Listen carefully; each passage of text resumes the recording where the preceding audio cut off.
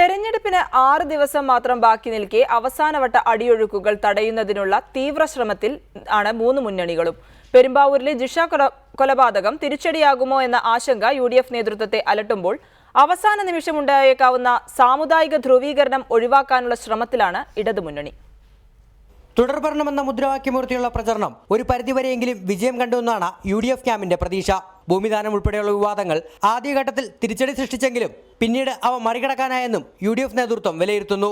എന്നാൽ പെരുമ്പാവൂരിലെ ജിഷയുടെ കൊലപാതകം വോട്ടെടുപ്പിന്റെ അവസാന നാളുകളിൽ അടിയൊഴുക്ക് സൃഷ്ടിക്കുമോ എന്ന ആശങ്ക യുഡിഎഫ് സ്ഥാനാർത്ഥികൾക്കുണ്ട്. ഇത് പ്രതിരോധിക്കുന്നതിന് വേണ്ടിയുള്ള പ്രചരണങ്ങളാകും ഇനിയുള്ള ദിവസങ്ങളിൽ യുഡിഎഫ് നേതൃത്വം പുറത്തെടുക്കുക. മറുവശത്ത് ഇടതുമുന്നണിയാകട്ടെ പ്രചരണത്തിലാകമാനം മേൽക്കോയ്മ നേടാനായി എന്ന ഉറച്ച ആത്മവിശ്വാസത്തിലാണ്. മദ്യനയത്തിലെ അഭിപ്രായ ഭിന്നതയും നേതാക്കളുടെ കൈവിട്ട വാക്കുകളും ഒരു ഘട്ടത്തിൽ ഇടതുമുന്നണിയും പ്രതിസന്ധിയിലാക്കിയിരുന്നു. എന്നാൽ തെരഞ്ഞെടുപ്പിന് ദിവസങ്ങൾ മാത്രം ബാക്കി നിൽക്കെ അത്തരം വിവാദങ്ങൾ വിജയത്തെ ബാധിക്കില്ലെന്നാണ് ഇടതു നേതാക്കളുടെ വിലയിരുത്തൽ. വിജയമുറപ്പിച്ച ചില മണ്ഡലങ്ങളിൽ സാമുദായിക ധ്രുവീകരണത്തിന് യുഡിഎഫ് ശ്രമിക്കുന്നുണ്ടോ എന്ന ആശങ്കയും ഇടതു നേതാക്കൾ പങ്കുവയ്ക്കുന്നു.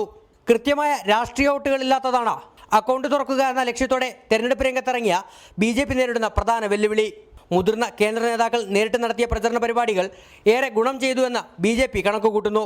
NDAയുടെ ഭാഗമായ BDJSന്റെ സ്വാധീനം എത്ര കണ്ടുണ്ടെന്ന ആശങ്ക UDFും LDFും ഒരുപോലെ പങ്കുവയ്ക്കുമ്പോൾ ചരിത്രം സൃഷ്ടിക്കാനാകുമെന്നതാണ് BJPയുടെ കണക്കുകൂട്ടൽ. തെരഞ്ഞെടുപ്പിന്റെ അവസാന ഘട്ടത്തിൽ ഇരു മുന്നണികളും അഴിച്ചുവിട്ട ആക്രമണത്തെ എത്രത്തോളം പ്രതിരോധിക്കാൻ BJPക്ക് ആകുമെന്നാകും ഇനിയുള്ള ദിവസങ്ങളിൽ രാഷ്ട്രീയ കേരളം ഉറ്റുനോക്കുന്നത്. റിപ്പോർട്ടർ, തിരുവനന്തപുരം.